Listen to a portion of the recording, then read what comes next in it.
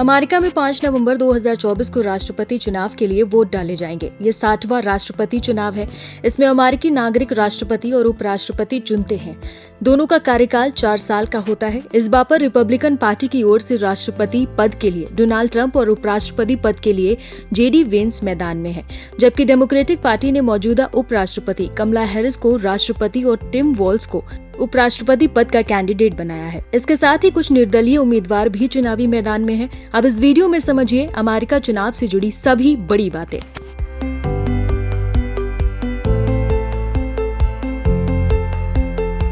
America में मंगलवार को क्यों होती है वोटिंग?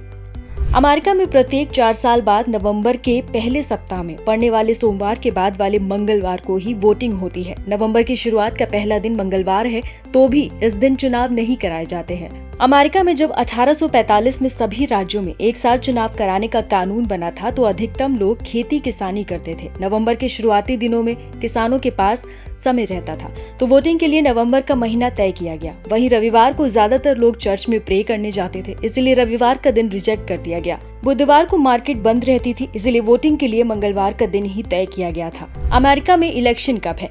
इस बार 5 नवंबर यानी मंगलवार को अमेरिका में राष्ट्रपति के चुनाव हो रहे हैं। भारत और अमेरिका के टाइम में फर्क है, लिहाजा इस दिन हमारे यहाँ 6 नवंबर हो जाएगा। वहाँ सरकार का कार्यकाल 4 साल का होता है, जो जनवरी 2025 से शुरू होगा। 20 जनवरी को नए राष्ट्रपति पद और गोपनीयता की शपथ लेंगे। अगर 20 जनवरी को संडे पड़ता है, तो नए राष्ट्रपति का कार्यकाल 21 जनवरी से शुरू होता है। अमेरिका में वैसे तो कई पार्टियां हैं, लेकिन लोग ज्यादातर डेमोक्रेटिक और रिपब्लिकन पार्टी को ही जानते हैं। ये दोनों सबसे पुरानी पार्टियां हैं और इलेक्शन प्रोसेस में ये दोनों ही असरदार होती है।